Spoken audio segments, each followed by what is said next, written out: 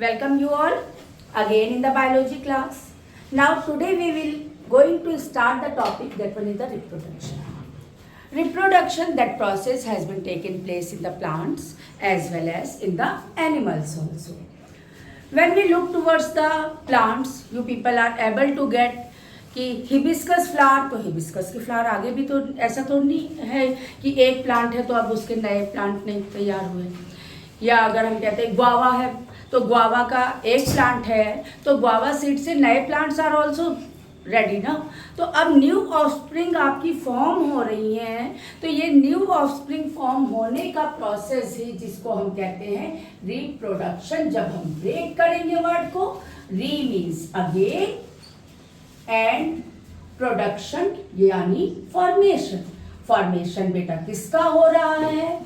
Formation हो रहा है न्यू ऑफस्प्रिंग का।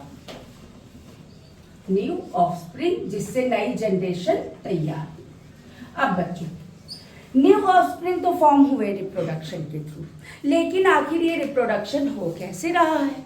It take place in two process. What are these? Two types of reproduction. That one is the asexual reproduction.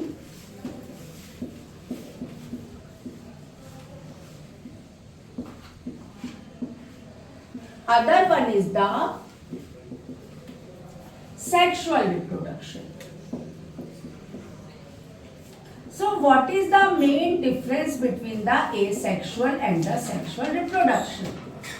Here, in the asexual reproduction, only one parent is needed. Only one parent is needed. But when we talk about the sexual reproduction, here both the parents are needed.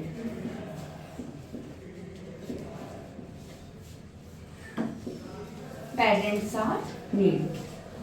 तो बेटा हम asexual reproduction के बारे में आगे discuss करेंगे, जिसमें मैंने बताया केवल एक पेरेंट की जरूरत है। No fusion of the two gametes are be necessary है, कोई ज़रूरत ही नहीं है यहाँ पर। तो ये अलग अलग प्रोसेस के थ्रू हो रहा है। बडिंग हो रहा है, फ्रेगमेंटेशन हो रहा है और आपका स्पोर फॉर्मेशन हो रहा है। तो many of the process are be there. Budding में क्या हो रहा है? स्मॉल आउट ग्रोथ हो रही है बॉडी में। और फॉर एग्जांपल अमीबा का मैं केस लेती हूँ। अमीबा के केस में क्या हो रहा है? अमीबा की बात करें, हाइड्रा की बात करें, हाइड्रा की बता दें तो हाइड्रा की बॉडी में when we look toward the body of hydra, tentacles बेटा प्रेजेंट होते हैं। Then you people are able to get special outgrowth has been taken place. अब ये जो outgrowth है ये क्या होगी? It get develop होगी बॉडी की। Then after it divides into the two new offspring. That one is the budding. Budding में क्या हुआ? outgrowth हमारी बॉडी पर ही आई। Then after one more, ये प्रोसेस ये मैंने बता दिया budding का प्रोसेस ये हमारा होता है किसमें? एग्जाम्पल मैंने दिया हाइड्रा का, नोट कर लीजिएगा। देन नेक्स्ट मैं बता रही हूं, that one is the binary fission. Binary fission, binary fission इसमें आपका एग्जाम्पल अमीबा का लिया मैंने।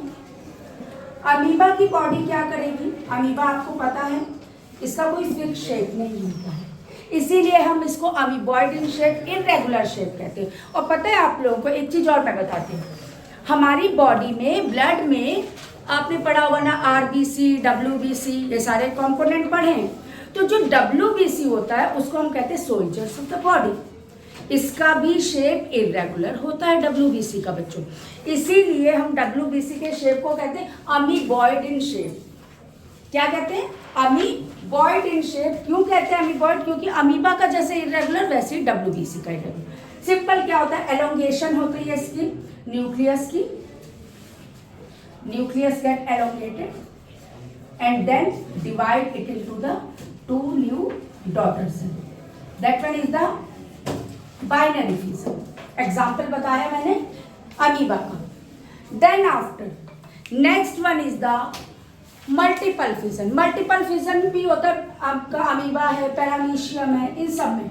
उसमें क्या होता है बच्चों, ड्यूरिंग अनफेवरेबल कंडीशन जो ऑर्गेनिज्म है वो अपने अराउंड एक कवरिंग फॉर्म कर लेता है, that is known as cyst. अब ऐसा नहीं है कि अनफेवरेबल कंडीशन है यानी कि उसके ग्रोथ के लिए, डेवलपमेंट के लिए फेवरेबल कंडीशन नहीं है, तो ऐसा नहीं है कि जब उसने सिस्ट फॉर्म कर लिया तो डेवलपमेंट नहीं हो रहा, उसका कॉन्टिन्यूअस डेवलपमेंट डिवीजन होगा। ओके, लेकिन इसमें number of daughter cells produce होंगे, जबकि हमारा देखा था बाइनरी फिजन में केवल 2 डॉटर सेल प्रोड्यूस हुई थी। इसमें नंबर ऑफ डॉटर सेल जब फेवरेबल कंडीशन आएगी, व्हेन फेवरेबल कंडीशन कम्स, तो क्या होगा, ये जो सिस्ट है it get burst, cyst get burst, और जितने भी डॉटर सेल्स हैं दे कम आउटसाइड। इसमें है हमारा आपका मल्टीपल फिजन। इसके अलावा और बताती हूँ मैं, बाइनरी फिजन हो गया। आज हम लोग लगता है बेटा एसेक्सुअल रिप्रोडक्शन ही कवर कर पाएंगे। नाउ अब मैं one more type of asexual reproduction बताती हूँ, that one is the fragmentation.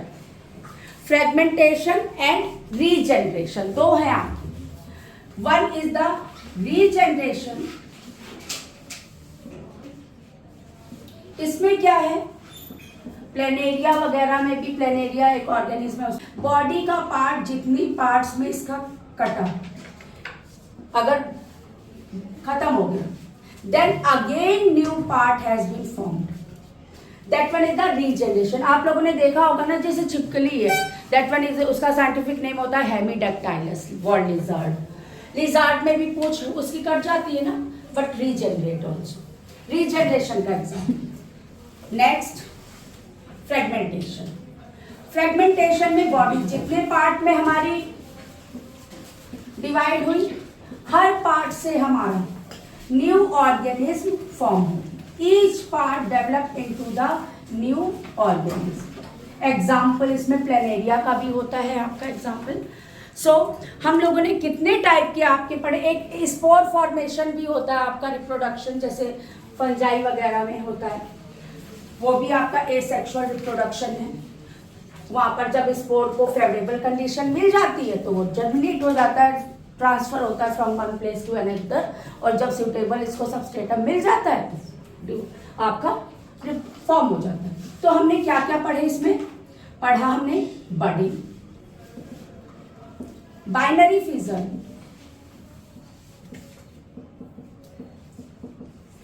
Multiple fission,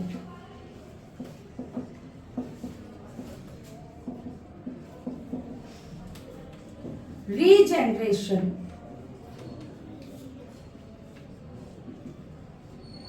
fragmentation, और एक और बता रही हूं, that one is the spore formation. जैसे आपने देखा ब्रेड मोल्ड, ब्रेड मोल्ड में स्पोर फॉर्मेशन होता है बेटा। आपने जब अगर मान लीजिए ब्रेड घर पर रख दें, मॉइस्ट ब्रेड है, तो आप देखोगे ब्राउनी कॉटन आउटग्रोथ आ जाती है, वो स्पोर फॉर्मेशन ही होता है, उसके थ्रू रिप्रोडक्शन।